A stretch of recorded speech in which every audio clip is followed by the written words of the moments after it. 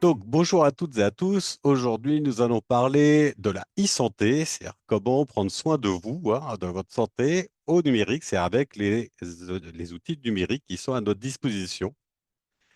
Voilà, donc on va parler de la santé au numérique. Alors, on va voir hein, qu'est-ce que la e-santé, sa santé au numérique, la gestion de ces données, qui est important, hein, puisque vous avez quand même des données très personnelles, donc il va falloir en prendre soin.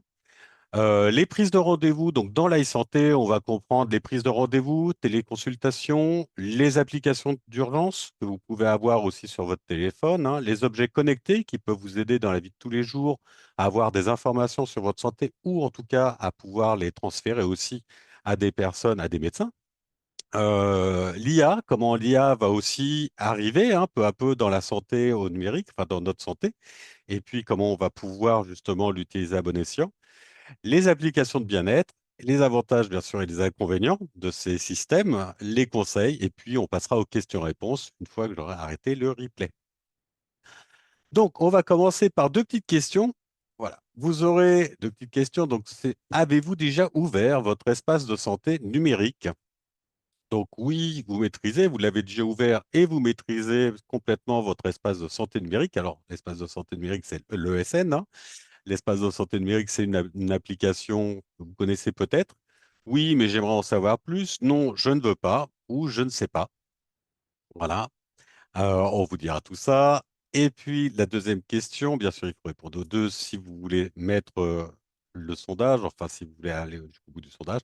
Pensez-vous avoir déjà utilisé des applications de santé pour consulter les sites administratifs? Alors, ça va être Abeli, votre mutuelle, hein, pour savoir vos remboursements, prendre des rendez-vous, me maintenir en forme, c'est faire des exercices physiques, hein, suivre ma santé, suivre votre santé dans le physique, hein, et mon bien-être, la zénitude, comme on dit ou vous ne savez pas si vous avez déjà appliqué, utilisé des applications de santé.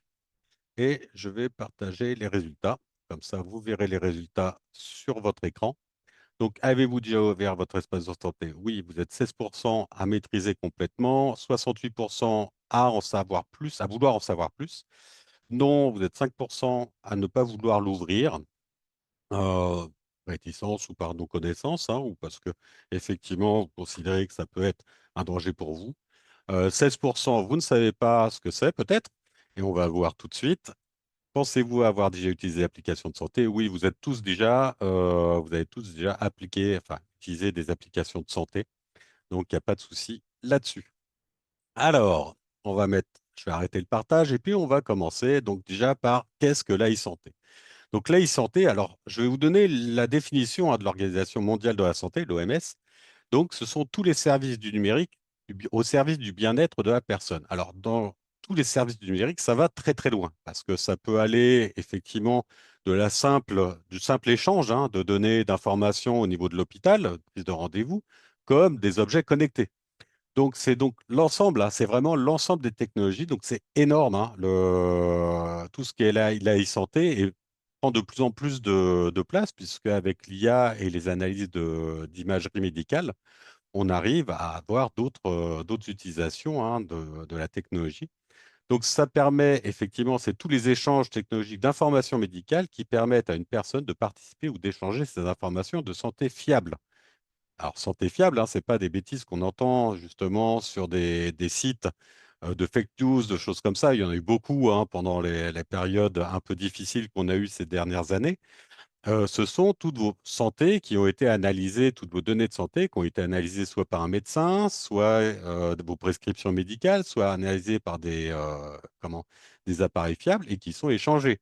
Une montre connectée qui va analyser votre battement de cœur, c'est une donnée fiable puisqu'elle va analyser vos propres battements et elle va être connectée à votre poignet. Donc, il n'y a pas de souci là-dessus. Vous pouvez inclure dans l'e-santé donc tout ce qui est téléconsultation, prise de rendez-vous, objets connectés, en fait, en gros, hein, toutes les technologies qui permettent effectivement d'échanger des données médicales d'un patient avec une structure médicale ou en tout cas de récupérer vos données médicales par rapport à aussi un médecin. On va avoir différents domaines dans la e-santé, donc la santé numérique, la gestion de ces données, hein, je reprends, mais on va voir ça en détail. Donc c'est l'espace santé numérique, à proprement parler. On est Amélie aussi, ça fait partie de vos données.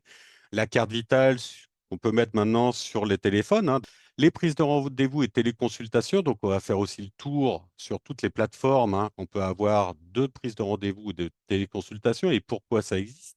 Les applications d'urgence, ça, on va voir qu'il y a des applications qui sont facilement téléchargeables sur vos téléphones ou paramétrables sur vos téléphones qui vont permettre de gagner énormément de temps lors des situations d'urgence. Les objets connectés, vous allez voir qu'il y en a beaucoup, et puis les applications de bien-être.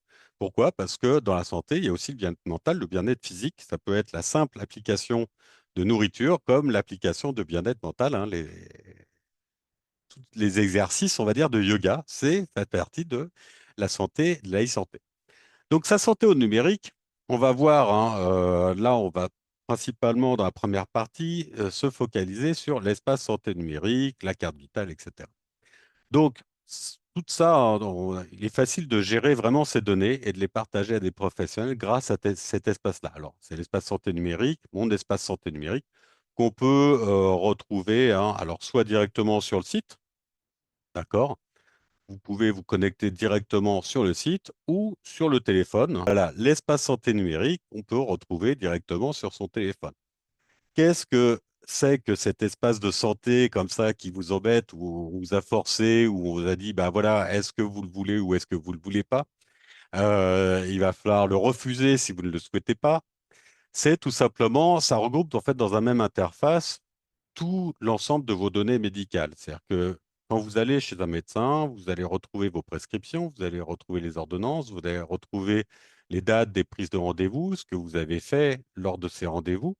Et vous pouvez, quand vous ajoutez un médecin comme ça, décider quelles sont les données que vous voulez partager avec ce médecin. Donc, en fait, vous avez la totale maîtrise aussi de ces données-là. Alors, bien sûr, pour se connecter à ces espaces de santé, sachez que vous avez une double sécurité, c'est-à-dire que lors de la connexion, on va vous demander, quoi qu'il arrive, de mettre votre numéro de téléphone pour pouvoir valider la connexion. C'est-à-dire que vous allez recevoir un code par SMS qui va vous permettre de valider votre première connexion. D'accord? Ce qu'on appelle la double authentification. Donc voilà, là j'ai mis mon espace de santé numérique. Donc j'ai bien mon espace, hein, bien sur mon espace, et vous allez voir qu'on peut avoir déjà un profil médical. C'est-à-dire qu'on peut demander, on peut déjà, la première chose qui est assez intéressante, c'est qu'on peut créer un document qui est accessible pour tout ce qui est du SAMU. Ça va être une fiche médicale que vous pouvez créer vous-même. D'accord? Donc, je la fais voir. Voilà, on va avoir la date de naissance, on va avoir différentes données. Alors, je passe vite fait, hein, certaines données, enfin, je vais être obligé de les cacher de toute façon. Vous allez avoir vos contacts d'urgence, les proches aidants, les proches aidés aussi, si vous le souhaitez, hein, parce que vous pouvez mettre des informations ou non, c'est comme vous le voulez.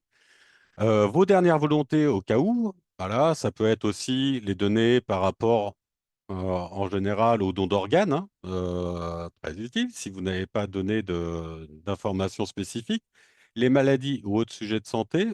Alors, pourquoi tout ça? Les traitements? Parce que quand vous avez un accident, par exemple, hein, et que le SAMI peut avoir accès à cet espace de santé, mais vous pouvez dire, voilà, moi, je veux qu'il ait accès à ce document uniquement et uniquement à ces données-là. Pourquoi, si vous avez un traitement spécifique pour le cœur ou quelque chose qui va être on va dire, un fluidifiant cardiaque ou autre, il va falloir quand même lui dire, enfin, vous allez gagner énormément de temps lors des soins. Ah, pardon, je peux pas. Vous allez avoir donc les traitements, les hospitalisations. Si vous êtes en situation de handicap, votre groupe sanguin, ça aussi, ça peut gagner du temps parce que si vous avez un accident et puis que vous avez perdu du sang, ben, il va falloir quand même être très rapide pour vous refaire une transfusion. Les allergies possibles, les antécédents familiaux, si vous le souhaitez, les habitudes de vie, voilà, j'en ai pas moi, mais les vaccinations, voilà. Les dernières mesures, je vais vite passer parce que sinon vous allez voir que c'est terrible. Voilà, le poids, donc les différents poids que vous avez eus, la taille, votre masse corporelle, là c'est horrible, mais c'est horrible à dire.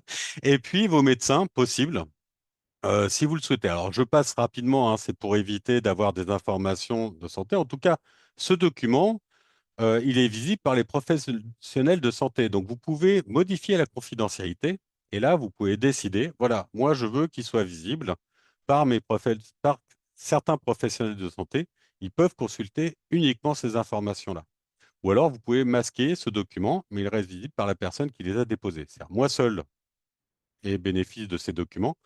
Moi, l'avantage, enfin, l'intérêt, si je fais un document comme ça, c'est qu'on puisse gagner du temps en cas de soins. Pourquoi? Parce que ça m'évite de tout dire si je vais voir un nouveau médecin, ça m'évite d'avoir les informations de traitement à redonner à chaque fois.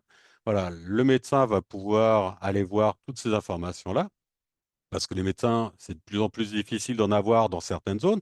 Donc, si vous changez de médecin, ça sera peut-être judicieux de pouvoir gagner du temps avec cet espace de santé. Vous pouvez aussi, dans la confidentialité, hein, si vous avez un nouveau médecin, par exemple, voilà, si vous voulez rajouter des professionnels de santé, donc là, il va me dire, voilà, quels sont mes professionnels de santé. Vous pouvez donc rajouter un professionnel de santé ou un établissement. Donc, vous pouvez décider lequel. Et quand vous rajoutez un professionnel de santé, d'accord? Vous aurez, pareil, la possibilité de gérer vos données. Cet espace de santé qui est disponible, vous pouvez avoir donc une messagerie sécurisée, des documents de santé, hein. Vous allez retrouver donc, vos profils médicaux, vous allez retrouver vos vaccinations, vous pouvez mettre votre calendrier de vaccination. Et puis dans l'accueil, vous allez avoir aussi des préventions. C'est la possibilité, effectivement, d'avoir voilà, des soins médicaux, des petits agendas de santé, hein, c'est-à-dire des petits rappels par rapport à vos âges, par rapport à votre situation, si vous devez faire un examen dentaire, faire un dépistage, faire des choses comme ça. Donc, ça peut être assez utile. Vous retrouvez vraiment l'ensemble de vos informations. Alors, la question en général qu'on pose, c'est oui, mais par rapport à la sécurité, qu'est-ce qui se passe? Parce qu'il y a beaucoup de piratage, il y a beaucoup de choses comme ça par rapport aux cartes vitales, si on met, parce qu'on va passer aussi aux cartes vitales hein, qu'on met sur les téléphones. Par rapport au site internet, Amélie, on sait que la CAF, enfin Amélie s'est fait pirater plusieurs fois la base de données, etc. C'est pour ça qu'ils ont augmenté la sécurité. Maintenant, vous avez la double authentification, être obligé de remettre un nouveau mot de passe tous les 6 mois ou de valider avec un code tous les 6 mois. C'est pas pour vous embêter, c'est simplement pour accentuer la sécurité de vos comptes. Sachez que cet espace de santé numérique, il a été validé par deux organismes. Il est validé et contrôlé par deux organismes assez régulièrement qui sont donc la CNIL. La CNIL, c'est le Centre national, euh, je dis des bêtises, Centre des informations et de la liberté, il me semble.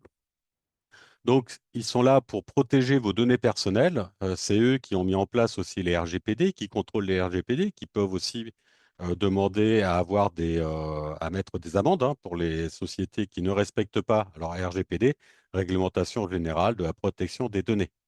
D'accord? Et donc, c'est contrôlé par eux. Ils ont travaillé ensemble pour faire justement toute la protection possible de vos données personnelles. Et la deuxième agence qui surveille de près, et là, pour le coup, c'est quand même une agence c'est l'Agence nationale de la sécurité des systèmes d'information. En gros, c'est l'entreprise, enfin l'agence gouvernementale qui va contrôler tout ce qui est de la sécurité des sites Internet, la sécurité des sites nationaux.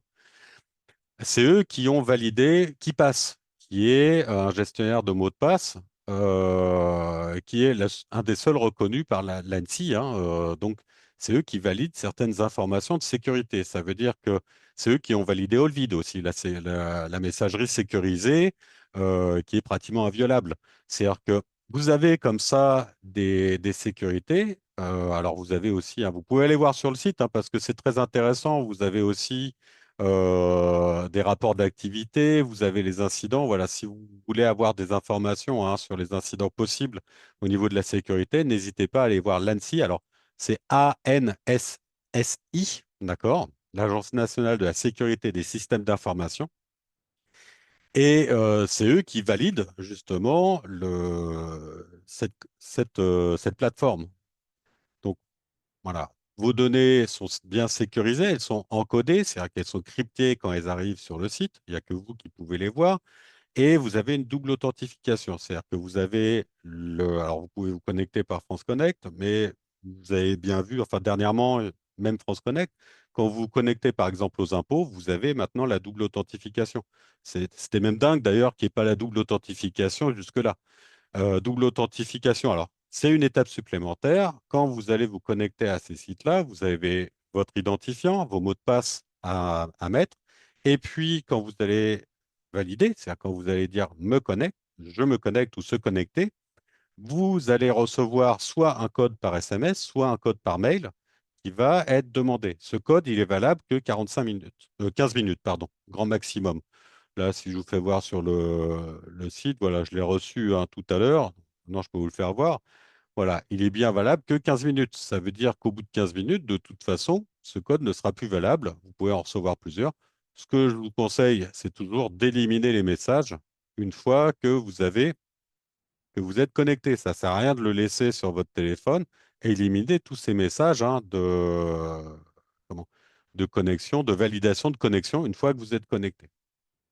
D'accord? Donc, c'est une application qui est très sécurisée. Il n'y a pas de souci là-dessus. Alors, sécurité à 100%, je ne peux pas vous dire parce que les pirates, de toute façon, évoluent aussi dans la sécurité. Les systèmes aussi évoluent dans la sécurité. Vous avez peut-être entendu parler hein, de tout ce qui est des systèmes des clés d'accès qui sont de plus en plus répandus, qui permettent de connecter un appareil, de valider hein, la connexion d'un appareil avec simplement votre téléphone, avec vos empreintes digitales ou votre visage ou un code PIN que vous-même aurez généré comme un paiement bancaire. D'accord? Donc, pas trop de crainte à avoir sur cet espace santé numérique. Après, aucun système n'est à l'abri à 100%, quel qu'il soit. Que ça soit votre téléphone, votre ordinateur, vous avez beau mettre des barreaux aux fenêtres, hein, de toute façon, si les gens veulent vraiment rentrer chez vous, ils pourront rentrer chez vous. Il y a toujours des moyens, malheureusement, et ce n'est pas forcément des moyens qui viennent de ces applications-là, mais des moyens aussi qui viennent des systèmes de connexion. Voilà, Windows, hein, tous les jours, Windows et tous les systèmes comblent des failles de sécurité. Les mises à jour, principalement, c'est ça. Pour combler des failles de sécurité qui sont trouvées. Donc, faites principalement, mettez à jour couramment vos systèmes, vos applications, pour combler ces petites failles s'ils en trouvent, parce qu'on a beaucoup de failles qui sont trouvées au fur et à mesure. On va avoir aussi la carte vitale. Alors, la carte vitale, ça a été étendu hein, sur maintenant toute la France pratiquement. On va l'avoir de plus en plus sur téléphone, comme votre identité numérique, hein, avec vos cartes d'identité, vos permis et puis vos permis de conduire. Voilà, ou les cartes grises, hein, vous pouvez maintenant les avoir sur téléphone. Ça permet vraiment de vous identifier auprès des structures médicales, médecins, etc., hôpitaux. Pareil, quand vous devrez partager cette carte vitale, vous avez un code PIN que vous-même avez créé ou l'empreinte digitale ou le Face ID hein, sur iPhone qui va vous permettre d'ouvrir l'application. Donc, il n'y a pas trop de crainte à avoir. Vous n'allez pas pouvoir la partager facilement. Il faudra de toute façon passer par une étape intermédiaire. Ensuite, pour pouvoir gérer vos données, vous avez effectivement tout ce qui est des sites Internet, hein, des mutuelles. Alors, je ne vous en ai pas mis parce que les sites Internet, alors, le plus courant, c'est quand même Amélie, c'est celui sur lequel on va principalement. Mais vous avez aussi toutes vos mutuelles. Vous pouvez atteindre, hein, et là, malheureusement, chacune est un peu différente. Par contre, la plupart des mutuelles maintenant, alors, je reprends quand même quelque chose par rapport aux mutuelles. Une connexion, normalement, c'est pour une personne. Voilà, si vous êtes en couple, vérifiez bien, c'est un compte, un identifiant, un mot de passe par personne. Voilà, c'est pas pour le couple. Vous ne pouvez pas avoir le même identifiant, le même mail pour l'ensemble de la famille, pour l'ensemble du foyer.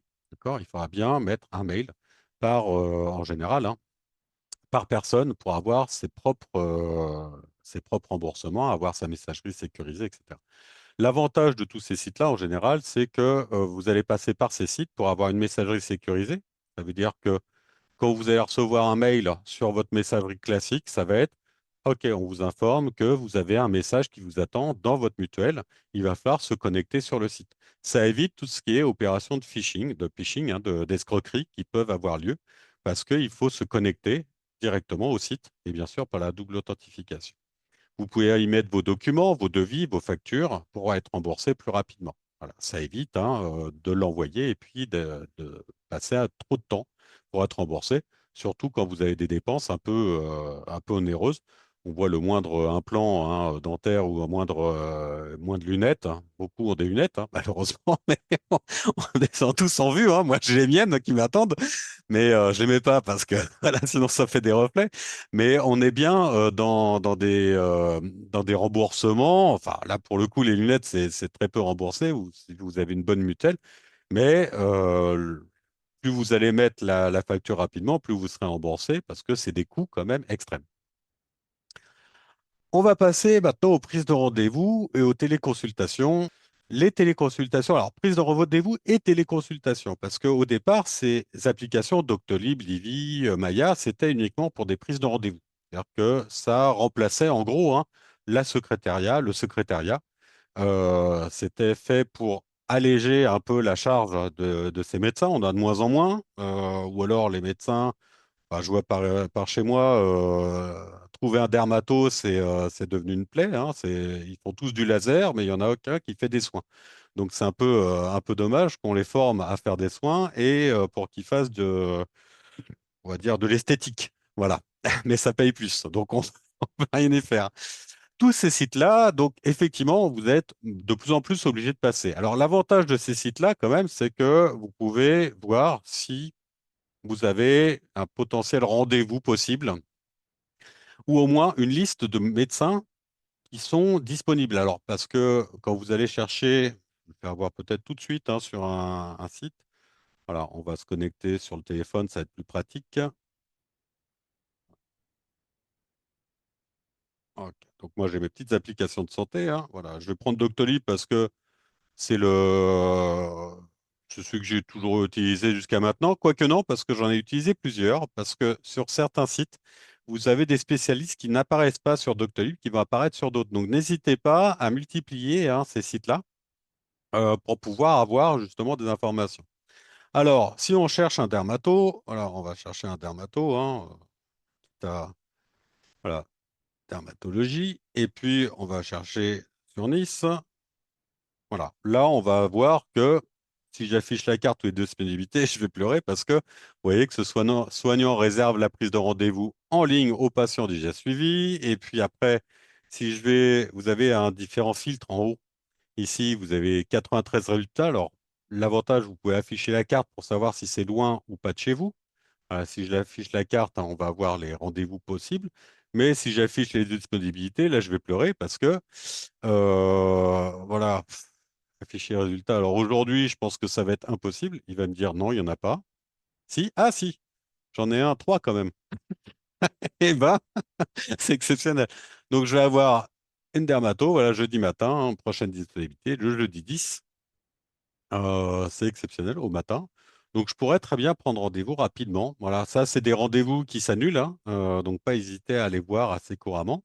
Mais je peux l'afficher en liste et puis avoir des renseignements. Voilà, je peux avoir quelques renseignements possibles, hein. Pour le coup, jeudi 9, voilà. 9 octobre, quand même, prochaine disponibilité. Un petit moment. Mais ouais, c'est possible. Voilà, donc ça permet quand même de pouvoir prendre rendez-vous. Alors, si je le sélectionne, il va me demander hein, de valider de nouveau la prise de rendez-vous. Il me donne l'adresse, il me donne la présentation du docteur, les moyens de remboursement.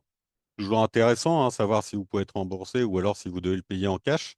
Voilà, parce que là, c'est chèque et espèces, hein, mais c'est pas, les cartes bancaires sont non acceptées, donc il va falloir bien prévoir quand même un petit peu d'argent avant d'y aller.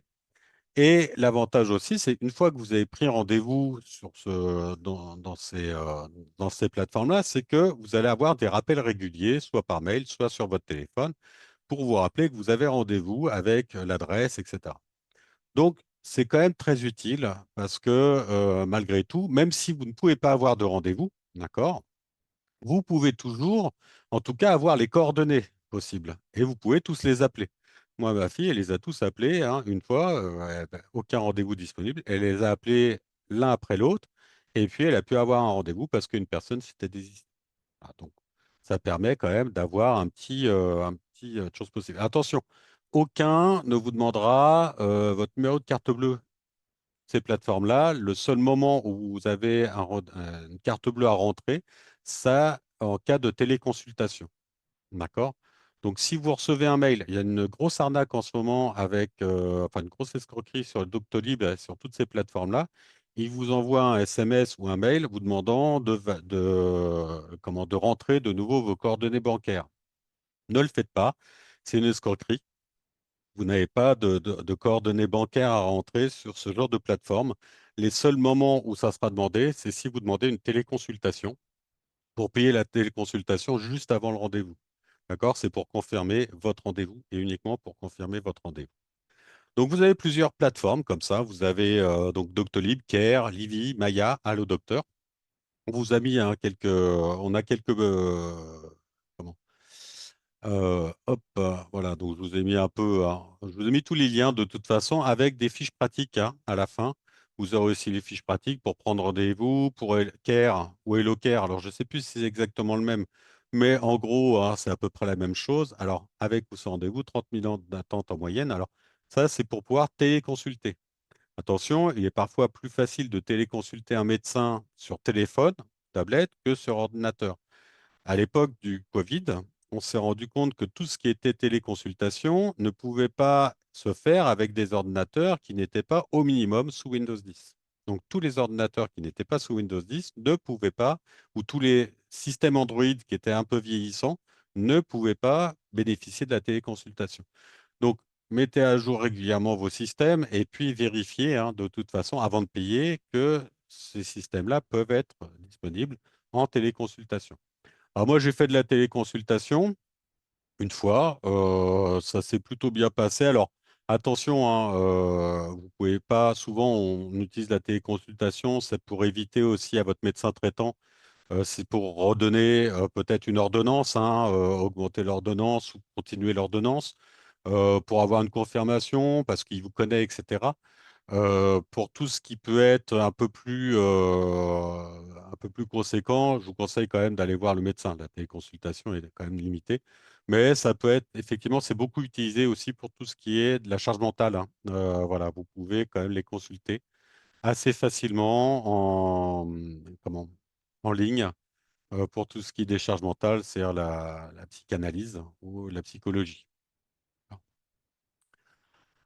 L'avantage, donc, vous pouvez accéder à ces plateformes de prise de rendez-vous en ligne ou téléconsultation, soit directement sur Internet, hein, si vous voulez le faire plus facilement, avoir un écran plus grand sur Internet. Les deux sont disponibles, donc soit sur Internet, soit sur votre téléphone. Il faudra créer un compte. Vous n'aurez pas le choix. Il faudra bien créer un compte pour avoir votre mail, pour pouvoir vous envoyer les rappels et un numéro de téléphone pour valider aussi votre consultation ou en tout cas valider votre connexion. On est sur la double authentification, hein, on est bien dans ce système-là. Donc, il faudra de toute façon créer un compte pour pouvoir accéder à ces rendez-vous. Je pense que c'est impossible sinon d'avoir un rendez-vous. Peut-être en appelant voilà, en payant hein, pour une téléconsultation rapide, c'est peut-être possible, mais de toute façon, il faudra intégrer votre mail et votre numéro de téléphone, quoi qu'il arrive, pour ce genre de plateforme. Ça peut être bien pratique, hein. Donc, si vous avez un médecin traitant ou si vous cherchez des médecins autour de vous, moi, j'ai eu mon médecin traitant grâce à Doctolib parce que c'était impossible d'avoir un rendez-vous sinon. Voilà. Et pour avoir vos ordonnances, il faudra de toute façon renseigner votre mail puisque ça sera envoyé par mail. On va passer maintenant aux applications d'urgence. Pourquoi? Parce que vous avez deux types d'applications d'urgence. Donc déjà, vous avez la première application d'urgence, j'en ai déjà parlé, hein, mais c'est vraiment une application que peu de gens utilisent, qui est intégrée à votre téléphone. Il suffit de chercher urgence dans les paramètres de votre téléphone. Alors, pour intégrer les paramètres du téléphone, hein, vous allez simplement sur votre téléphone, alors que ce soit iPhone ou Android, hein, vous allez simplement dans les paramètres, c'est dans les réglages ou paramètres. Et puis, tout en haut, vous avez toujours un champ de recherche qui existe. Et là, vous tapez urgence. Alors, ouais, je l'ai tapé plusieurs fois. Vous attendez quelques secondes et il va vous sortir l'application pour atteindre les réglages d'urgence. Donc vous avez voilà, sécurité urgence, SOS urgence ou alerte d'urgence sans fil. Enfin, vous avez plusieurs comme ça, urgences possibles. Il suffit de cliquer dessus après et puis vous arriverez à plusieurs réglages potentiels. D'accord? Alors, je vais vous expliquer pourquoi c'est important d'avoir ces applications d'urgence, parce que vous avez enfin, deux parties dans ces applications d'urgence. Vous avez une première partie qui est l'avertissement en cas de catastrophe naturelle ou de danger. Mise en confinement, par exemple, à cause des feux, hein. On a vu dernièrement des feux sur Marseille ou des tremblements de terre. Moi, j'ai eu une application d'urgence comme ça. Enfin, ça a sonné une fois à cause d'un tremblement de terre sur Nice. Vous avez, alors en cas de catastrophe naturelle, vous êtes averti, hein. Alors c'est très violent, mais vous êtes averti en tout cas lors de gros événements qui peuvent être possibles. Ça vous permet, alors vous avez cette première phase-là d'être averti. Vous avez la deuxième phase, c'est d'avertir aussi les secours plus rapidement. C'est-à-dire que vous êtes en danger, vous avez eu un accident. Par un simple appui, hein, sur votre bouton latéral, c'est-à-dire le bouton on-off, hein, de votre téléphone. Alors, soit sur un appui long, soit sur cinq appuis prolongés, c'est-à-dire cinq petits appuis, hein, sur ce bouton-là, vous déclenchez un appel d'urgence. C'est-à-dire que ça va appeler les services d'urgence, le 112, hein, il me semble. Ça va envoyer votre localisation et ça va avertir aussi les contacts d'urgence que vous aurez créés. Ça peut envoyer aussi votre fiche médicale. C'est-à-dire que ça va envoyer toutes les informations pour gagner un maximum de temps.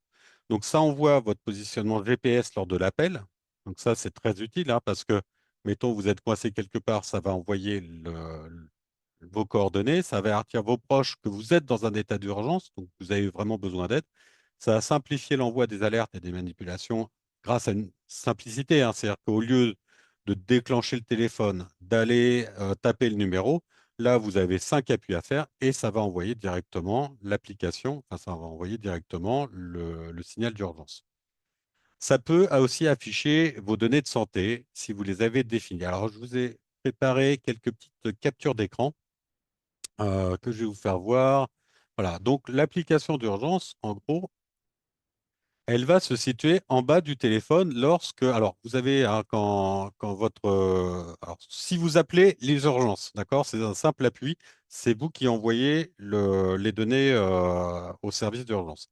Si vous avez un accident et que vous n'êtes pas en capacité, mais que quelqu'un trouve votre téléphone, il peut accéder à vos informations d'urgence, mettons le SAMU, hein, ou par l'application lors du blocage, en fait, quand votre appareil est verrouillé, vous avez ces informations qui apparaissent. Alors, soit en bas, hein, sur Android, et une fois que vous aurez appuyé dessus, vous aurez la possibilité, c'est-à-dire la personne qui va avoir votre téléphone, elle a la possibilité soit de voir vos infos d'urgence, d'accord, de pouvoir appeler, de pouvoir utiliser vos infos d'urgence, soit d'appeler le secours. C'est une partie de téléphone qui est accessible là pour le coup. Il peut pas appuyer, il peut pas appeler une personne qui connaît lui, hein. C'est limité à un certain nombre de numéros de téléphone. Je vous rassure quand même. Mais ça peut permettre justement d'appeler les urgences très rapidement.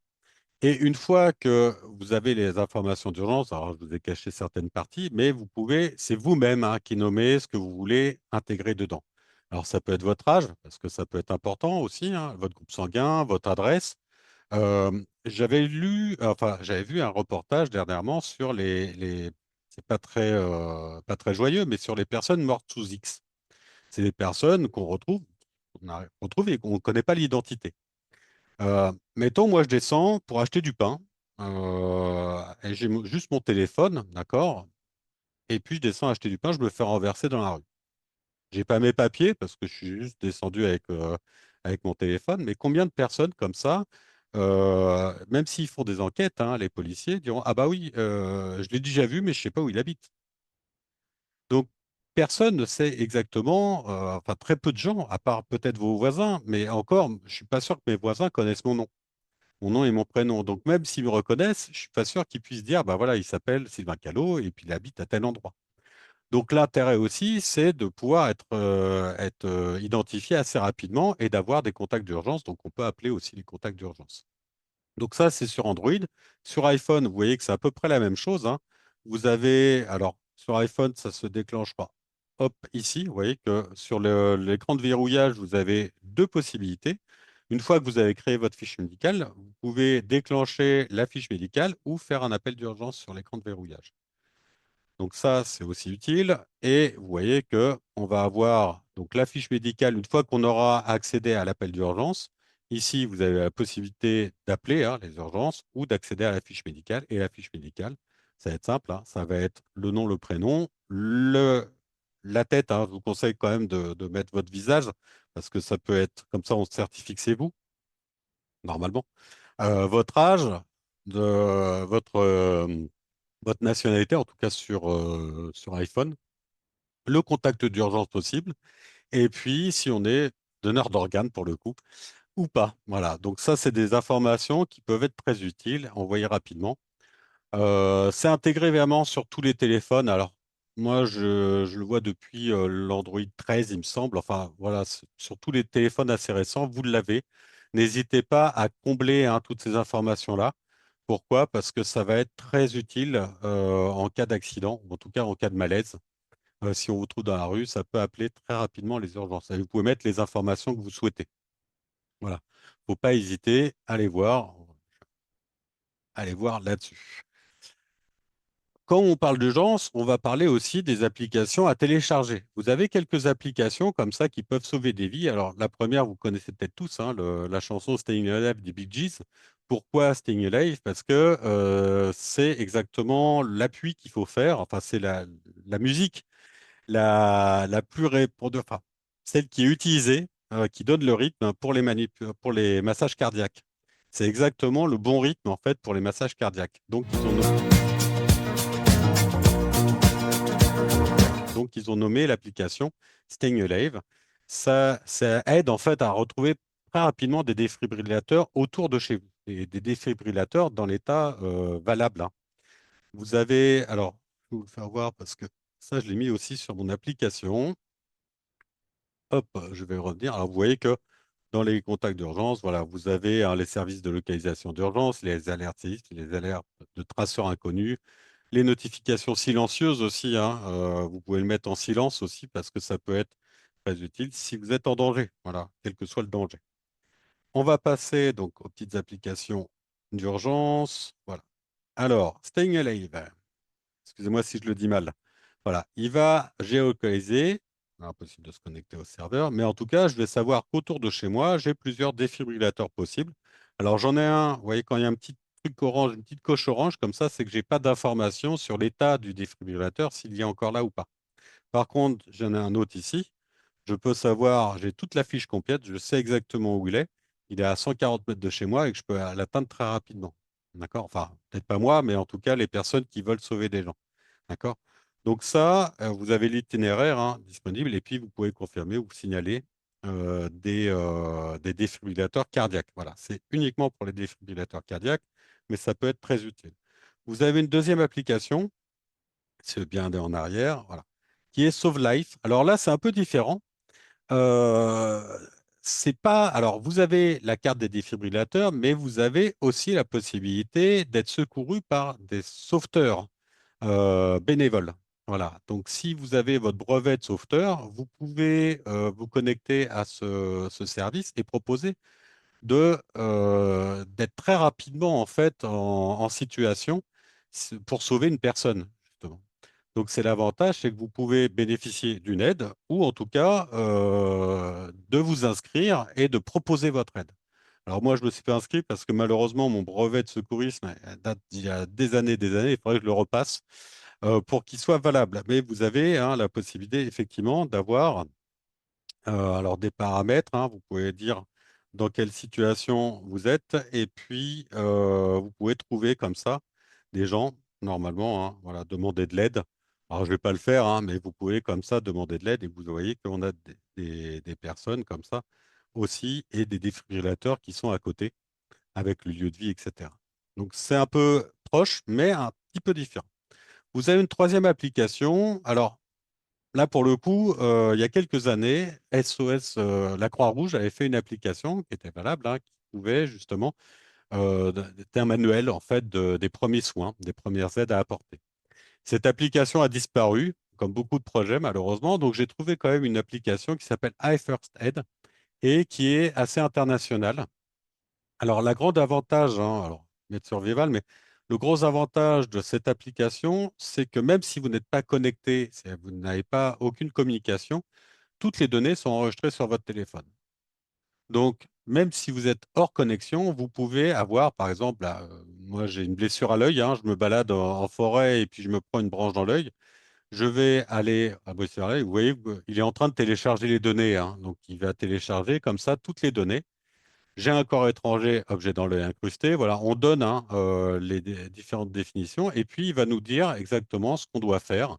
Alors, je vais arrêter ici, hein, en haut, qu'on puisse voir. Voilà. Donc l'étape 1, c'est traitement du corps étranger, tirer les paupières intérieures. Voilà, il vous explique exactement et il peut vous le faire voir avec des visuels qui sont très parlants. Donc, je trouve que c'est une application qui est plutôt efficace. Voilà. Si pas visible, hein, on va avoir des gestes à faire mais vous l'avez surtout sur pas mal de problèmes potentiels, hein, des engelures, des blessures à la tête, des saignements de nez, des problèmes cardiaques, des convulsions, des chocs, des évanouissements, des entorses. Voilà, ça peut donner en tout cas une idée des premiers soins, d'accord, dont les poisons. Si vous allez en montagne, vous mangez des champignons, ou en forêt, vous prenez des champignons qui sont pas bons, ou voilà, des piqûres hein, de méduses, des piqûres d'abeilles, de guêpes.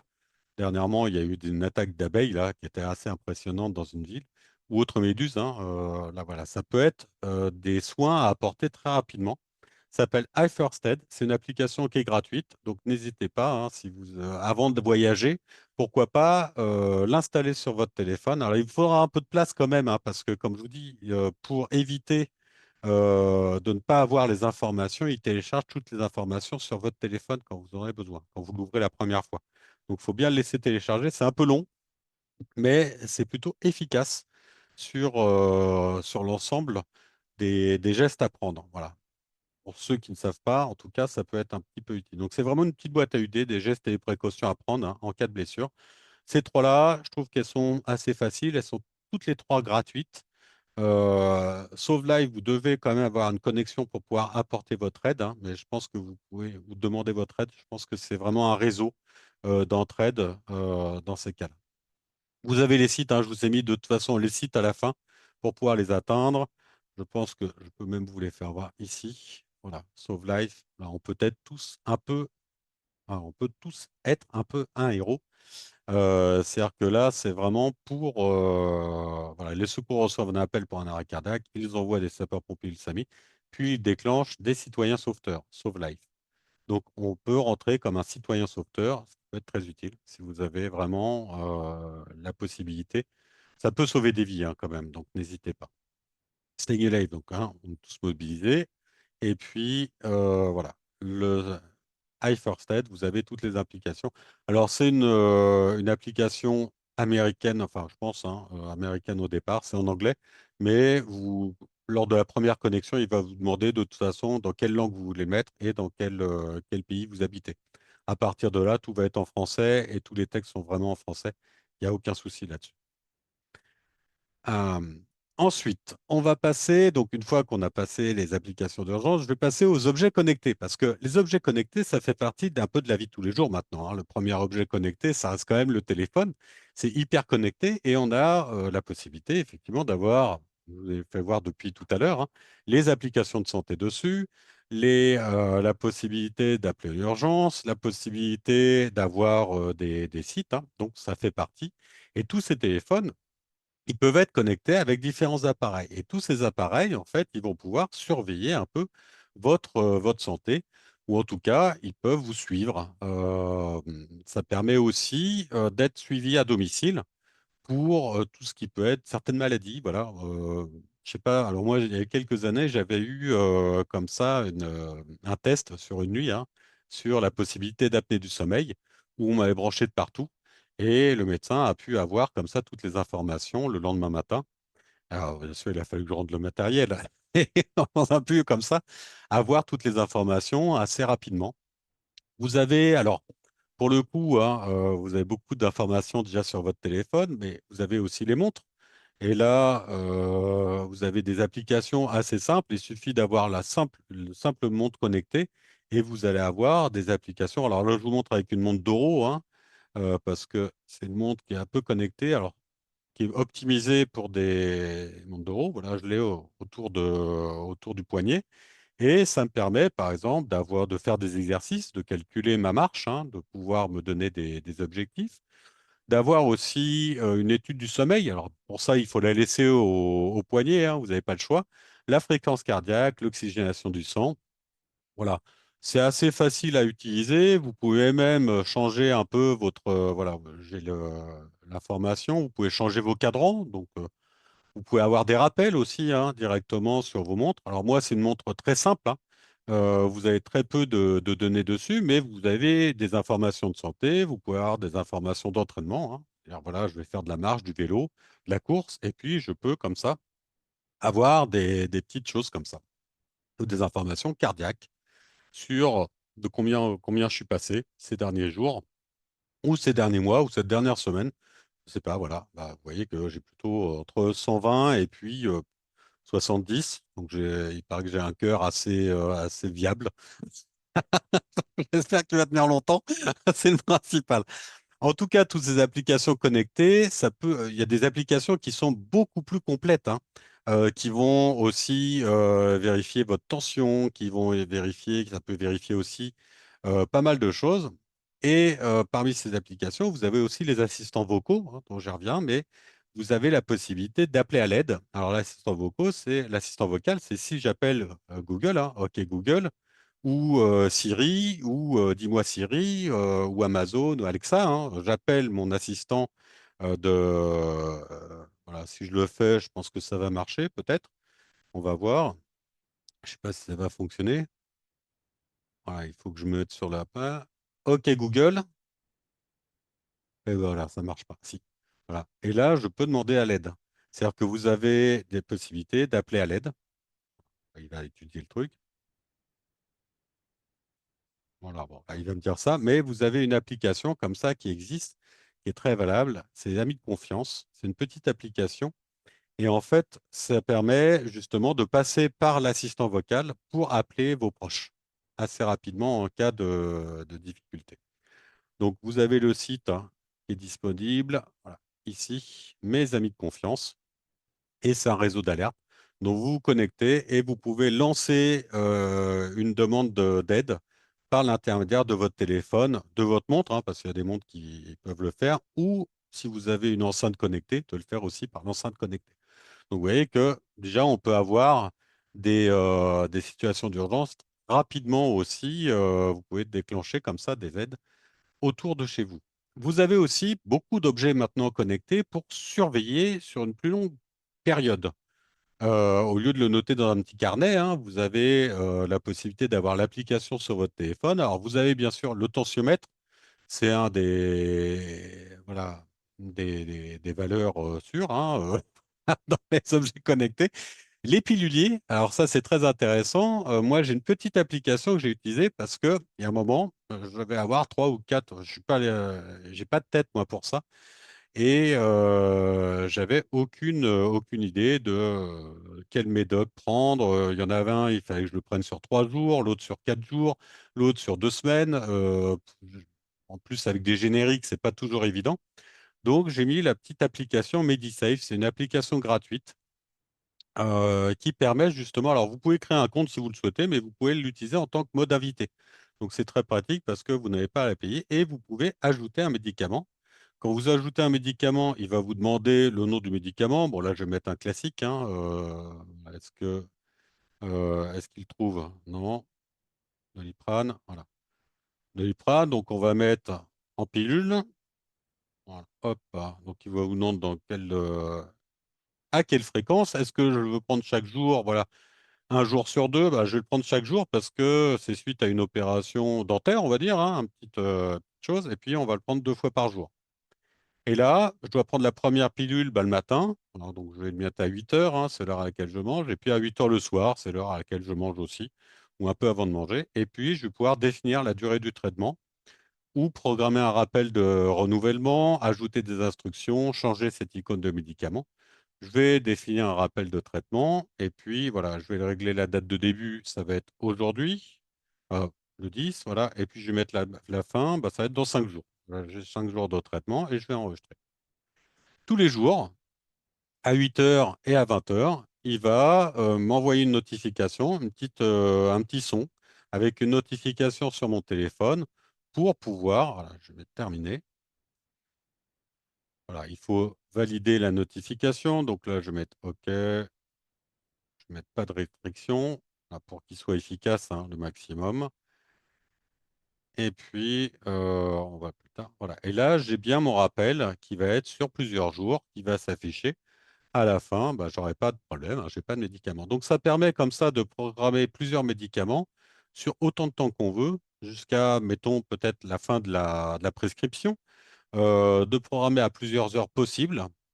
En tout cas, vous avez comme ça des piluliers, des petits rappels potentiels, hein, sur votre téléphone ou des piluliers carrément, hein, des boîtes qui vont sonner à des jours. Alors, soit ça peut être des piluliers sur une semaine, ça peut être des piluliers sur une période plus longue, mais c'est très utile si vous avez des problèmes de mémoire, hein, pour pouvoir comment, prendre vos médicaments. Vous avez aussi, en tant qu'objet connecté, bah, tout simplement les boutons poussoirs. Alors, les boutons qu'on a en montre, on a, voilà, celle-là, elle a un bouton poussoir, par exemple, sur le côté, qui permet d'appeler à l'aide assez rapidement. Vous avez aussi des petits pendentifs qui peuvent aussi être des boutons poussoirs, c'est-à-dire que ça va appeler à l'aide en cas de chute. Ces anti-chutes, c'est-à-dire qu'ils vont déterminer aussi, ils ont des capteurs à l'intérieur, quand vous chutez, ils vont appeler automatiquement les secours. Ma grand-mère en a bénéficié plusieurs fois, hein, et ça lui a permis d'être secourue assez rapidement. Elle était en campagne, ça lui a permis d'être secourue rapidement. Vous avez maintenant aussi, alors, des t-shirts connectés. Vous connaissez peut-être tous, hein, les grands sportifs qui ont des t-shirts connectés lors des matchs, avec les GPS, avec savoir s'ils ont couru tant de temps. En rugby, on a même les protège-dents connectés, hein, qui déterminent si le choc a été trop important. Et ils sont sortis justement pour voir s'ils n'ont pas été une commotion cérébrale supérieure à ce qui peut paraître. Vous avez des t-shirts aussi maintenant qui sont lavables, hein, en machine et qui vont vous permettre d'avoir la tension, votre cœur, même la possibilité de voir si vous chutez, le flux sanguin, les capacités pulmonaires. Enfin, vous avez énormément comme ça d'informations qui peuvent être mises par ces t-shirts. Alors, c'est pas donné, mais ça peut vous surveiller justement. Comme c'est lavable en machine, vous n'avez aucun problème. Vous pouvez les utiliser pour toutes quand vous allez faire de la marche, quand vous allez faire du jardinage, quand vous avez besoin d'avoir des informations sur du plus long terme et de ne pas avoir des appareils connectés directement. Vous avez des oreillers connectés qui vous permettent de voir si vous avez un bon sommeil, si vous ronflez pas trop fort, si vous avez le poids, enfin, vous avez comme ça des objets qui peuvent paraître un peu étranges, mais qui peuvent être utiles, hein, dans la vie votre santé de tous les jours. Des oxymètres, hein, pour étudier l'oxygénation du sang. Alors maintenant, toutes les montres, hein, pratiquement le font. Donc une montre, vous en avez de 100 à plusieurs centaines d'euros. Alors, prenez peut-être pas le premier prix parce qu'en général, c'est les batteries qui ont tendance à s'user très rapidement. Vous avez les glucomètres, hein, pour pouvoir voir le taux de glucose, hein, dans le sang. Et puis, vous avez maintenant de plus en plus, hein, alors vous avez même aussi des bagues connectées que vous pouvez mettre, hein. Et là, pareil, vous avez toutes les informations. Donc, vous pouvez même payer avec, hein, puisque c'est des bacs connectés à votre téléphone. Donc, vous allez avoir des vibrations en cas de notification. Vous allez pouvoir payer directement comme vous le feriez avec votre téléphone. Enfin, vous pouvez même passer, il me semble, pour certains transports en commun avec cette bague-là. Donc, c'est quand même assez utile. Vous n'avez plus besoin de sortir vos téléphones ou vos portefeuilles. Et ça peut en plus étudier votre santé, puisque vous avez plein de capteurs à l'intérieur de la bague qui vont vous permettre d'avoir toutes ces informations. Et pour ce qui est de la domotique, alors maintenant, hein, vous avez des objets connectés, alors des caméras, alors qui vont pas vous voir, hein, parce que c'est un peu comme les caméras. Je ne sais pas si vous avez vu, ils ont parlé dernièrement aux journaux télévisés, des caméras, enfin des l'IA qui va servir pour comme antivol dans les boutiques, hein. C'est-à-dire qu'ils vont étudier, ils vont voir les gestes. Alors, on ne voit pas la personne, on voit une forme, mais selon le mouvement de la personne, l'IA va déterminer si c'est un potentiel vol ou pas.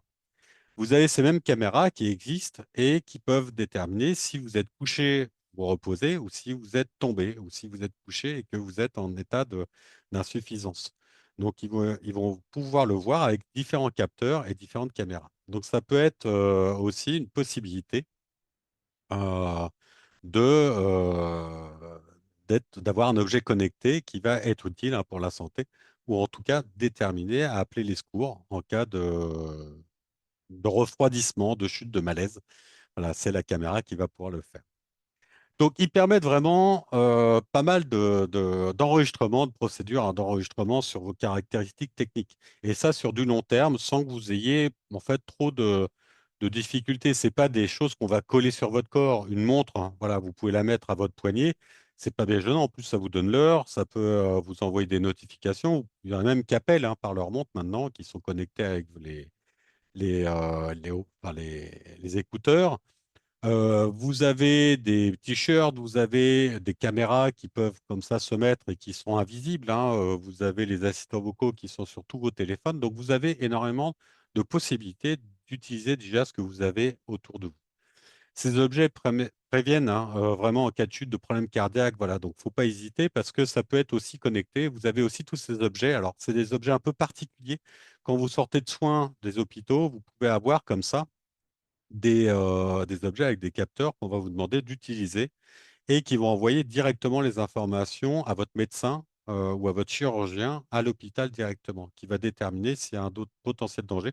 S'il voit qu'il y a certaines fluctuations, il va vous rappeler en urgence ou il va vous rappeler pour vous donner un rendez-vous. Mais en tout cas, il aura votre récupération en temps, en plus long terme et il pourra voir si vous récupérez bien justement ou si vous avez des difficultés. Ça peut être très utile sur certains traitements longs. Euh, c'est des objets qui sont rentrés dans notre quotidien, c'est-à-dire la montre, le téléphone.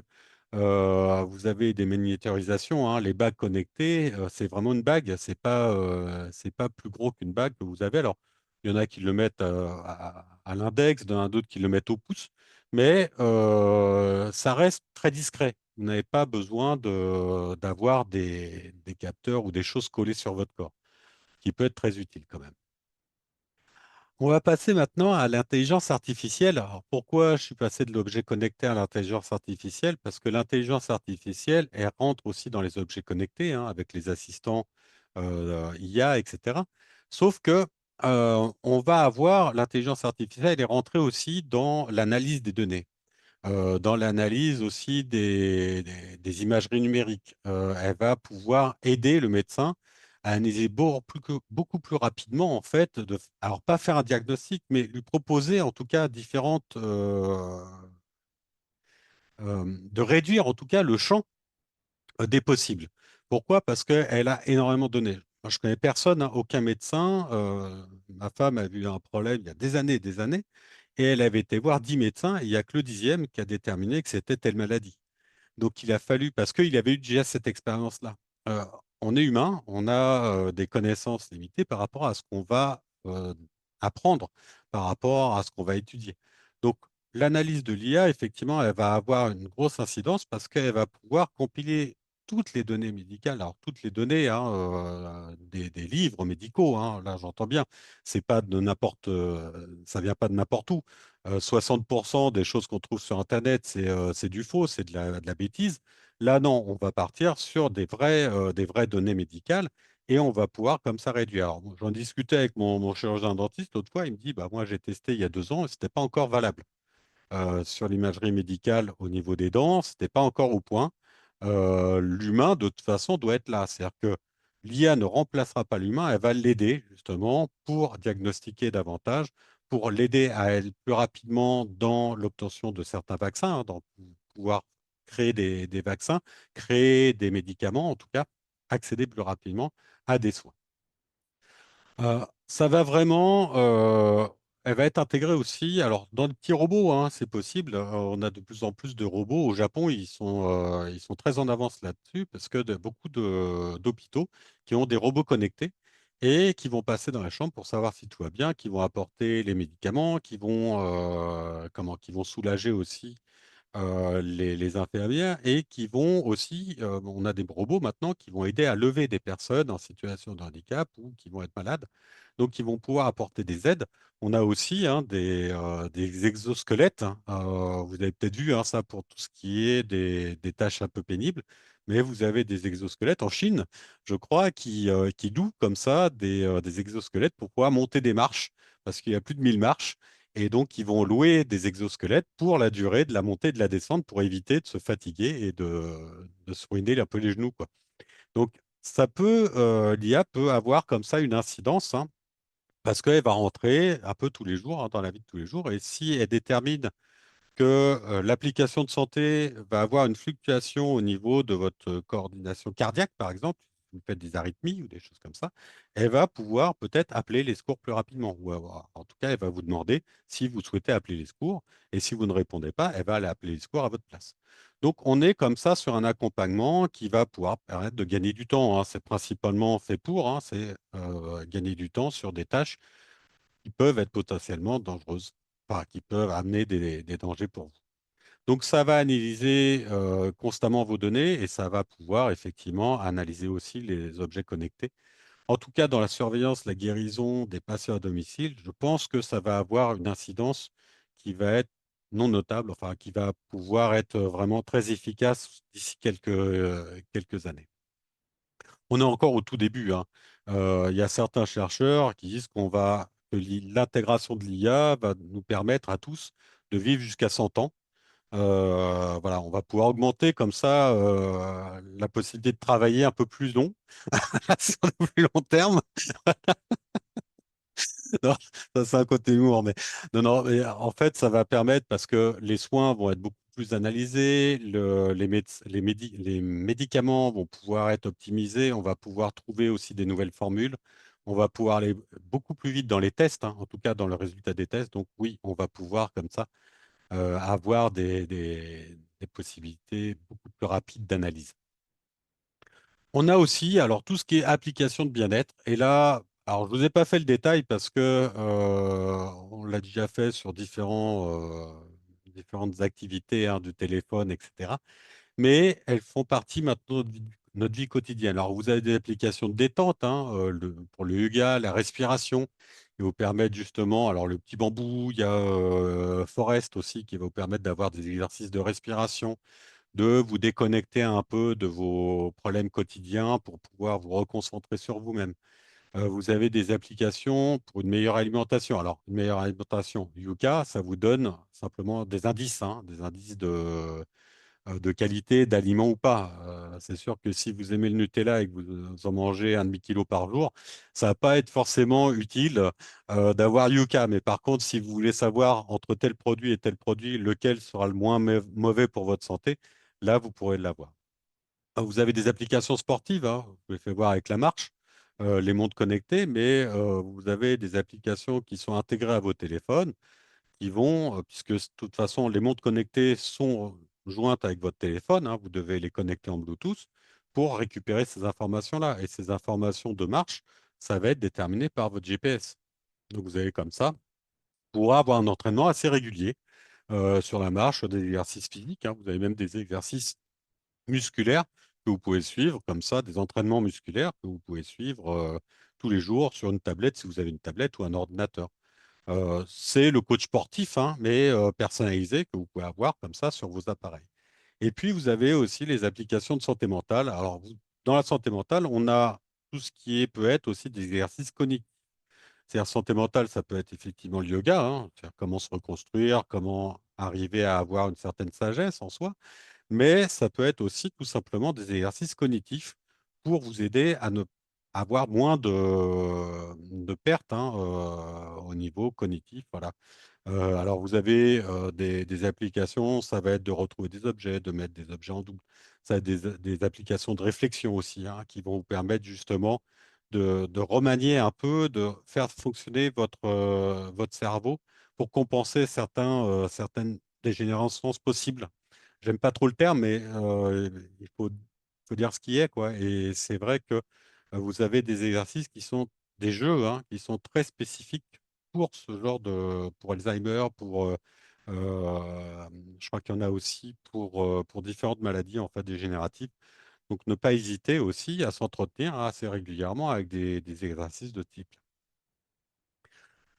Quels sont les avantages donc, et les inconvénients de la e-santé? Alors, pour le coup, il y a quelques inconvénients, mais il y a quand même beaucoup d'avantages. C'est que si vous utilisez des applications de e-santé, vous pouvez gérer vos données comme vous le souhaitez.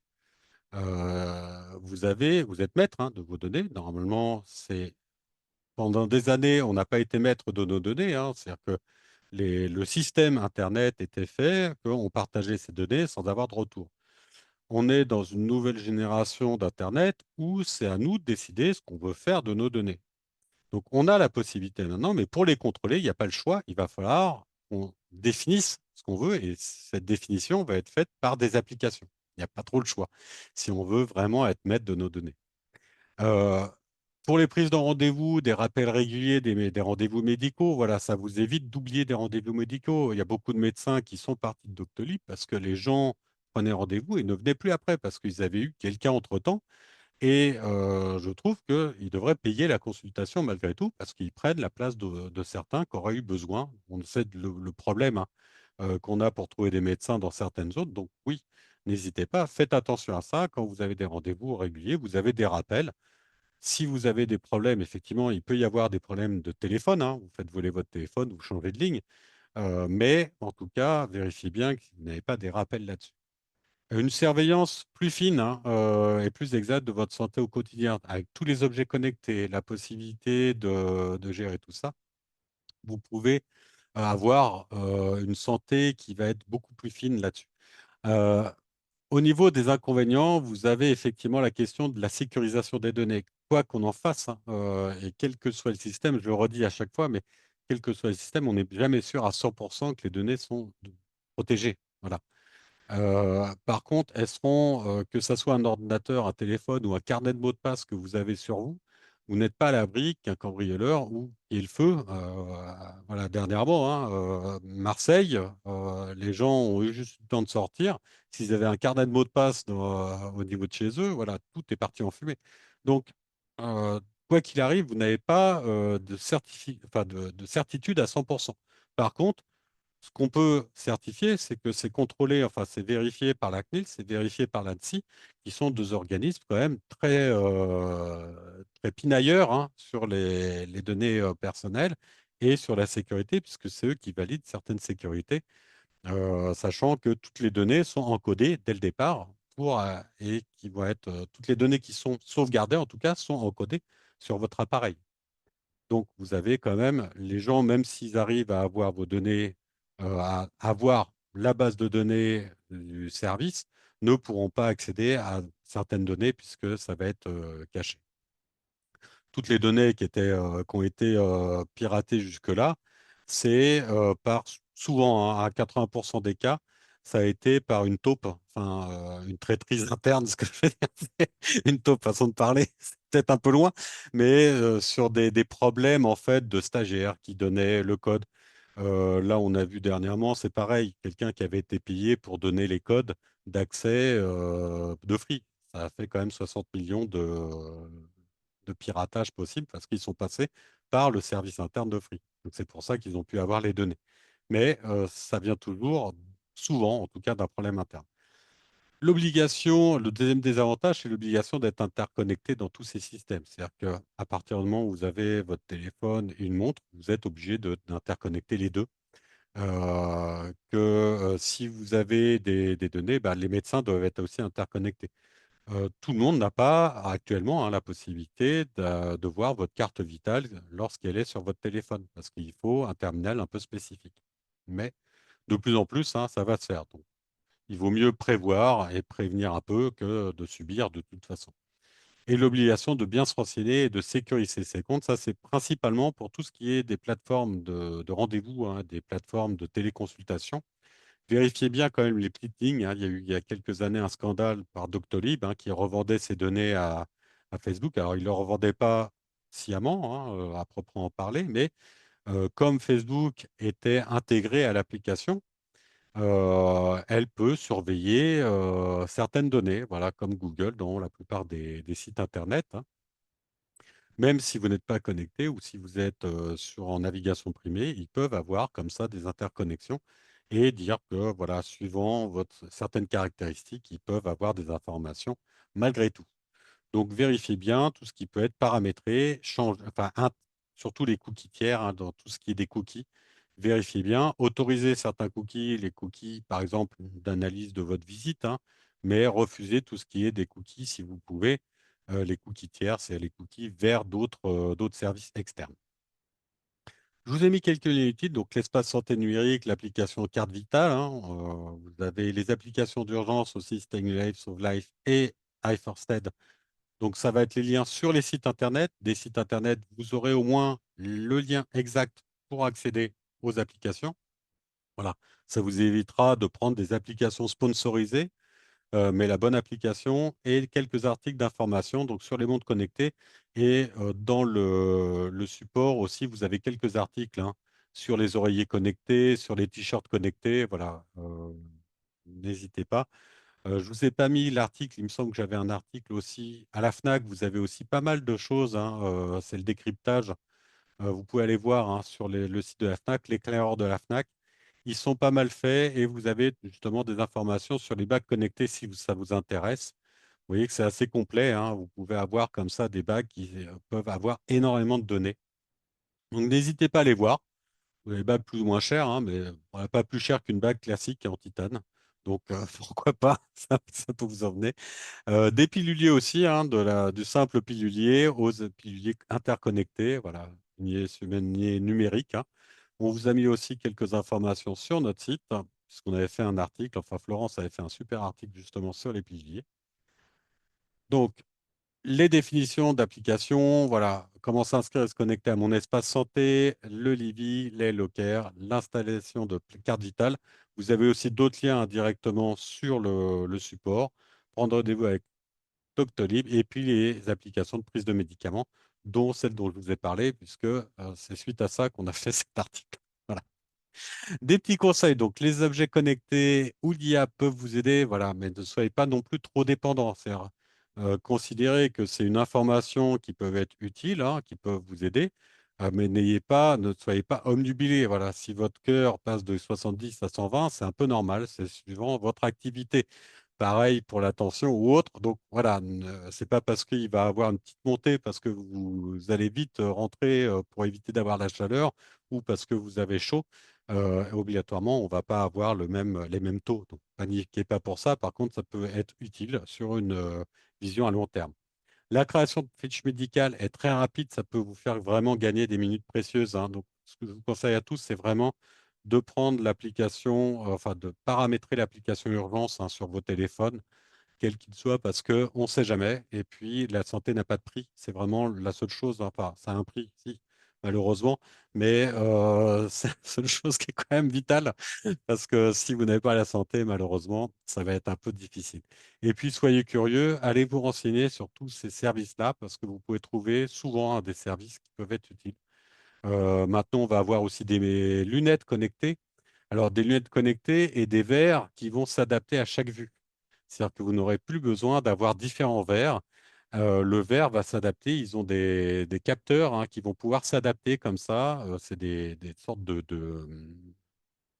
petites pellicules d'eau qui vont être compressées ou non et qui vont s'adapter à votre vue, suivant ce que vous regardez, si vous regardez loin, suivant l'état de votre pupille, etc. Donc, on va avoir comme ça des objets connectés qui vont être super utiles. Alors, dans un prix, je pense, exorbitant dans un premier temps, voilà, comme les téléphones tablettes, enfin, comme tous ces services-là, mais qui vont, je pense, peu à peu, hein, être intégrés dans nos vies courantes. Regardez le téléphone, hein, les premiers téléphones, c'est il y a 20 ans, 30 ans, allez, 50 ans grand maximum. Je crois que le premier, c'était en 73, il me semble, j'en ai parlé la dernière fois, mais en tout cas, ils ont 50 ans. Les premiers téléphones portables, regardez où on en est maintenant. On est sur des téléphones qui s'ouvrent en trois, qui font des formats de tablettes, qui s'ouvrent en deux avec des verres qui peuvent se plier dans tous les sens. C'est assez incroyable. Ils servent pour tout. Voilà, ça peut être des vrais ordinateurs, des couteaux suisses. Donc, soyez curieux. Voilà. La prochaine conférence donc, sera en septembre. Vous pourrez vous inscrire hein, et ça sera la fin de Windows 10. Que faire? qu'est-ce que je dois faire si mon ordinateur passe en Windows 10? Si vous avez des vieux ordinateurs qui sont aussi au Windows 10, n'hésitez pas parce que vous verrez qu'on peut faire beaucoup de choses avec cette fin-là, que c'est pas une fin, hein, que c'est un début en fait pour autre chose. Voilà. Enfin, c'est une bonne chose en fin de compte. On vous remercie d'avoir participé à cette conférence. Donc, vous avez toutes nos coordonnées. Vous pourrez aller le voir et vous pourrez aller télécharger le support hein, qu'on va vous fournir par la suite. Vous aurez d'ici quelques jours le replay disponible. Et puis, cette visioconférence vous a été offerte par Malakoff Humanist, notre partenaire, qu'on remercie de vous avoir, qui nous a permis hein, de vous offrir justement cette conférence.